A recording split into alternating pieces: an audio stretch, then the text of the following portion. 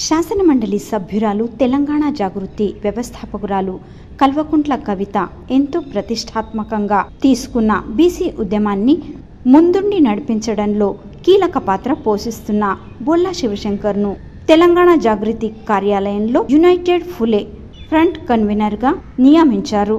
UPF BC ఉద్యమ సేనానిగా బొల్లా శివశంకర్ వీరిని ప్రకటించారు.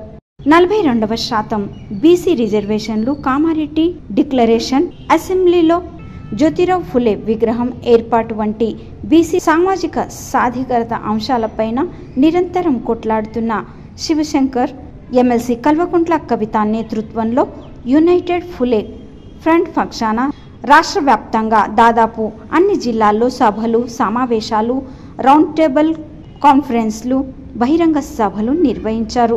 అసెంబ్లీలో జ్యోతిరావు ఫులే విగ్రహాన్ని ఏర్పాటు చేయాలని ఇప్పటికీ యునైటెడ్ ఫులే ఫ్రంట్ పక్షాన అనేక మంది ఎమ్మెల్యేలను కలిసి వినతి పత్రం అందజేశారు.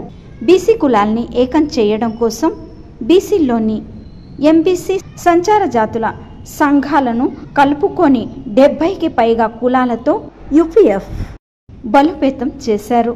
ఈ సందర్భంగా బొల్లా శివశంకర్ మాట్లాడుతూ తనపై నమ్మకంతో యూపీఎఫ్ కన్వీనర్గా నియమించిన కల్వకుంట్ల కవిత గారికి ధన్యవాదాలు తెలియజేశారు.